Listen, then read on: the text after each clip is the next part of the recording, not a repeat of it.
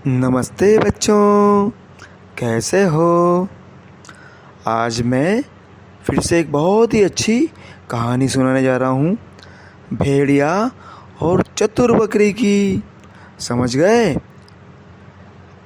हमें अपने mummy papa, अपने घर वाले और जो भी लोग हमें जानते हैं ना, उन पर ही विश्वास करना चाहिए। समझ गए बच्चों।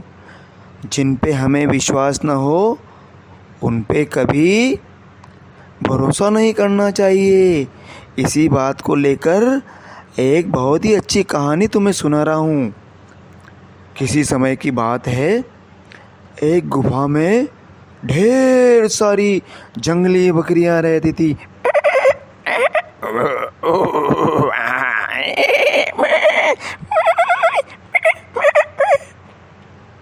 पास ही दूसरी गुफा में एक भेड़िया अपनी पत्नी के साथ रहता था।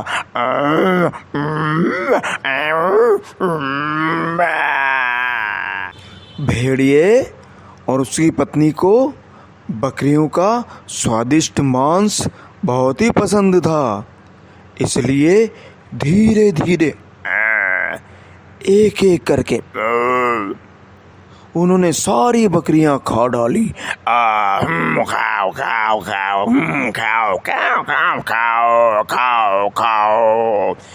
अंत में एक सबसे चतुर बकरी बच गई। वो बार बार अपनी चालाकी से बच निकलती थी। भेड़िए अपनी बार बार की हार से बहुत परेशान हो गए, नाराज हो गए। उन्होंने बकरी को पकड़ने के लिए एक चाल चली। भेड़िए ने अपनी पत्नी से कहा, प्रिय, हर बार इस बकरी ने हमें चकमा दिया है। मैं अब और बर्दाश्त नहीं कर सकता हूँ। तुम मेरी बात सुनो। मैंने एक युक्ति बनाई है। उसकी गुफा में अकेली रोनी सूरत लेके जाओ और रोते रोते बोलो कि मेरे पति की मृत्यु हो गई है, मुझे दफनाने के लिए उसकी सहायता मांगो। वह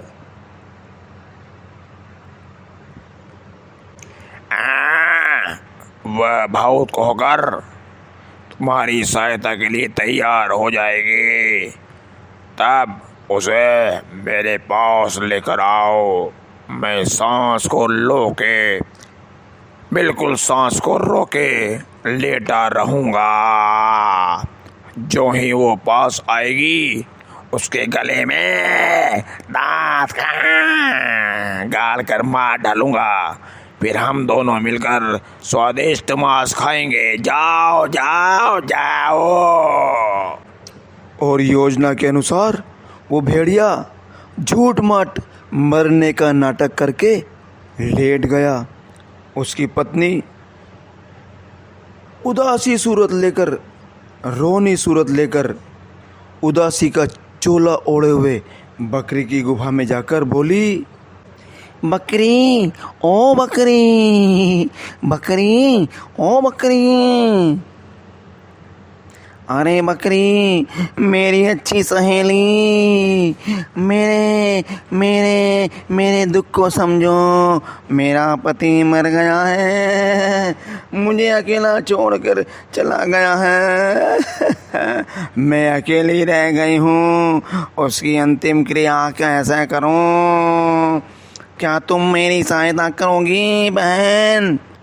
चतुर बकरी ने मादा भेड़िए का विश्वास नहीं किया।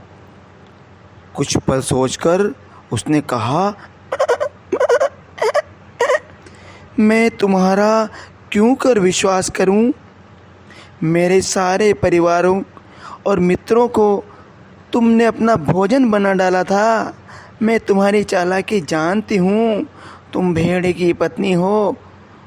तुमने हम सब बकरियों को और बकरों को मार कर खा लिया। मादा भेड़िए ने कहा, डरो मत बहन, मैं तुम्हें कुछ नहीं करूँगी। पति की मृत्यु ने मुझे जीवन का अर्थ समझा दिया है। हम लोगों ने तुम्हारे और तुम्हारे मित्रों के साथ बुरा व्यवहार किया था, इसलिए ईश्वर ने हमारी करनी का फल दे दिया है। जैसा करोगे वैसा भरोगे। हमने तुम्हारे बच्चों को खा लिया, बकरे बकरी को खा लिया, इसलिए ईश्वर ने मेरे पति भेड़िए को मार डाला। उनकी मृत्यु हो गई रे, मैं क्या करूं? इसलिए मैंने निर्णय लिया है, अब किसी को भी नहीं मारूंगी, सादा जीवन बिताऊंगी। मरा हुआ भेड़िया मेरा पड़ा है गुफा में, जल्दी करो बहन, उसे दफनाने में मेरी मदद करो। मरा हुआ भेड़िया तुम्हारा कुछ नहीं बिगाड़ सकता। और इस तरह से वो चालाकी से रोने का नाटक कर, दया भाव से भरकर उसको मनाने लगी।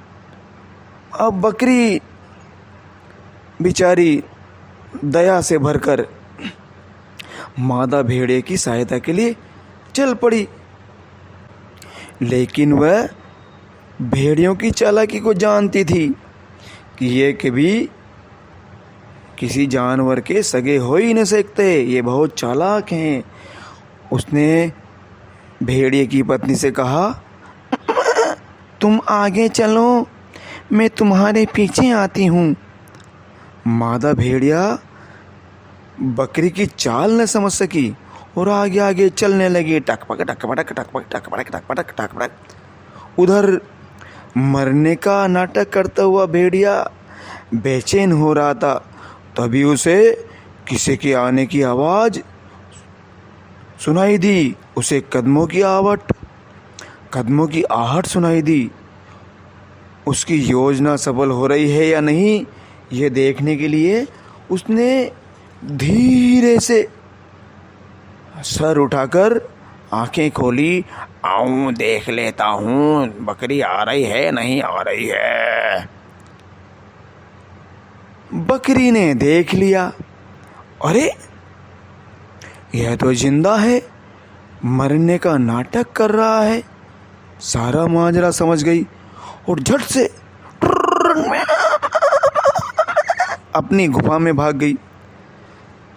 मादा भेड़िए ने भेड़िए की उसकी बेवकूफ़ी के लिए बहुत डांटा कि कहा जो भी विशेष काम हो उसमें जो भी कहा जाए उसको हमेशा मानना चाहिए, नहीं तो काम बिगड़ता है। समझे बच्चों? तुमने मेरी बात नहीं मानी, इसलिए अपना काम बिगड़ गया। अगर तुम आंखें बंद कर कर लेटे रहते तो हम बकरी को शिकार बना लेते, लेकिन तुमने ऐसा नहीं किया। समझ गए? भेड़िए ने शर्मिंदा होते हुए कहा, मुझे क्षमा करो प्रिय, वह बकरी इतनी चालाक है कि वह मेरी योजना समझ गई और मेरी योजना बेकार चली गई। अरे तुम्हारी पदचाप सुनकर, पैरों की आवाज़ सुनकर मैं इतना उत्तेजित हो गया था कि अपने आप को रोक नहीं पाया। मादा भेड़िया ने अब दूसरी योजना बनाई। बकरी के पास, उसकी गुफा के पास जाकर बोली, अरे बकरी बहन सुनो, बकरी बहन सुनो, सुनो मेरी बात सुनो। तुम्हारे भीतर कोई देवीय शक्ति है और तुम्हारी देवीय शक्ति है जो तुम्हें देखते ही मेरा पति जीवित हो गया है। तुम में जरूर कोई देवीय शक्ति है, भगवान का आशीर्वाद है। मेरा मरा हुआ पति तुम्हें देखते ही जिंदा हो गया है, उसका पुनर्जन्म हो गया है। मैं धन्य हो गई हूँ।